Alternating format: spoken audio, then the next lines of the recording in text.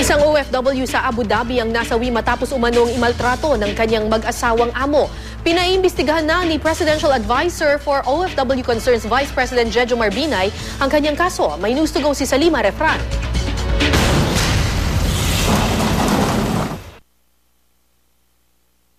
Anong ginawa sa'yo?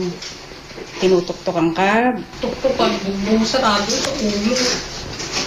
Sa ulo sila tumitirap sa akin. Dito na yung mahayop na.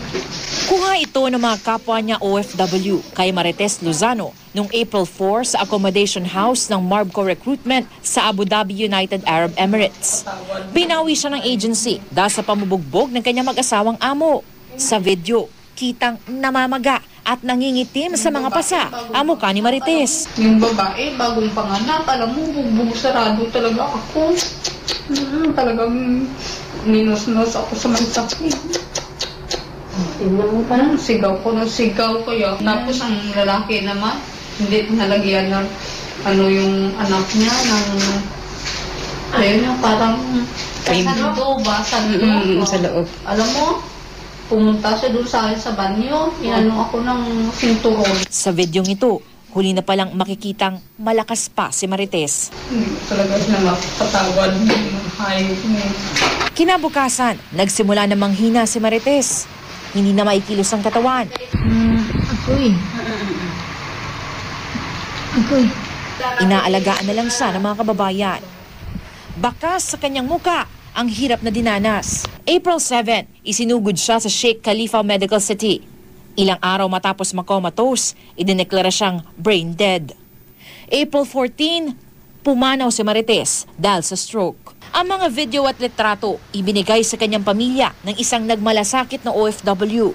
Masakit para sa mga kaanak ni Marites na makita ang kalunos-lunos na sitwasyon niya.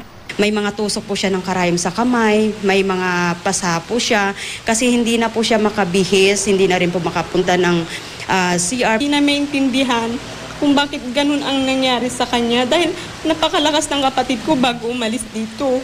Namatay noong 1 taon ang asawa ni Marites, kaya nagpursige siya mag-domestic helper para masuportahan ang 13 gulang na anak na babae sa Iloilo. Dumulog sa opisina ni Vice President Jejomar Binay ang mga kaanak ni Marites. Hindi lang natin malaman kung bakit hindi nakaabot itong pangyayari ito nung mga nangyayari pa. Hindi natin yun. Iba naman natatakot. O baka madagdagan pa ng gulpe. Hahabulin pa rin natin yung agency. Saan man naroon yung kapatid ko, hindi kami susuko, ilalaban namin siya hanggang sa makamtan namin yung katarungan na dapat para sa kanya. Dahil isang dokumentadong OFW, isasaayos na lang ang mga papel ni Marites para makuha mga benepisyo nito. Pinoproseso na rin ng embahada natin sa Abu Dhabi ang pagpapauwi sa labi ni Marites. Salima Refran, GMA News.